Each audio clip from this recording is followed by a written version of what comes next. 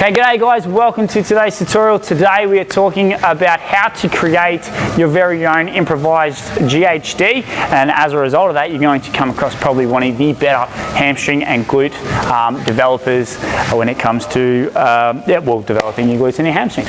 Okay, so how do we set this up? Well, first thing we want to be aware of is that what we are going to do is we're going to be placing our thighs and our hip crease up to this point here. So our thighs are going to come across like so, and we're going to wedge our feet underneath the bar, underneath the bar. Now I've obviously used a Smith machine, but I have used this numerous times when it comes to off a bench and a barbell. It just comes down to what you are going to use as your weight to keep you down. So obviously if you start wedging your feet underneath here, the bar is going to come up and you're not going to be able to execute the lift.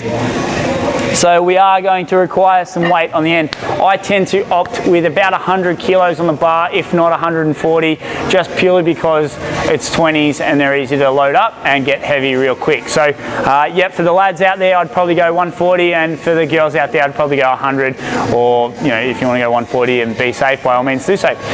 Okay, so let's firstly demonstrate this particular exercise so you can see how it is done and how it is set up, and then we'll talk about what we're looking to feel and what we're looking to make sure we get out of the exercise. Right, so first things first, again, we're going to make sure that my hip crease is here, my thighs are coming across, and my feet are going to be jammed up here. It's not pretty. Your head is going to be buried in the ground at the start, but after that you're going to get yourself some real hamstring and glute activation. That is for sure really good starting point for if you're warming up for squats or deads. So you can see here how my feet are in. What I'm looking to do is wrap my toes around so we have a nice arch. Now, we can employ our tactics when it comes to activating our glutes, because we do want to dive into our glutes, and we're looking to have our weight transfer to the outsides of our feet. Now we know when we create 3 points of contact on the ground that we have 2 at the front, which is in line with our big toe and our pinky toe, and also 1 on our heel, okay? And we are looking to connect point 2, which is the pinky toe, all the way to point 3, which is our heel. Right.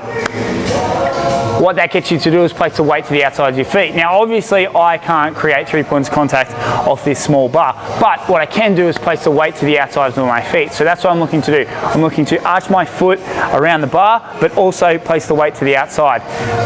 What I'm going to also do is bring my feet in slightly closer than usual, and allow my knees to be sitting slightly out further on the bench. So let's go through this now. Okay, I'm coming in and under, and I'm wrapping my feet around the bar. I've got tight knees, I've got tight feet, but knees are coming out a little wider. Weight to the outsides of the feet.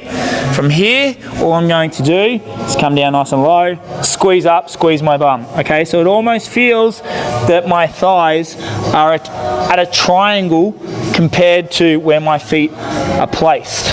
Okay, and you can see, hopefully, my backside going mental, and my hamstrings coming absolutely alive. Now, just like the GHD, you could hold a weighted plate on your chest in order to overload this. Fantastic way, I've done it myself. Burns like you wouldn't believe. Really great activation through your hamstrings and your glutes. Really good make-do way in order to create your own GHD when potentially you may or may not have one at your gym. So team, that there is how you want to go about executing your improvised GHD. I hope you picked out a few tips and tricks for this particular exercise.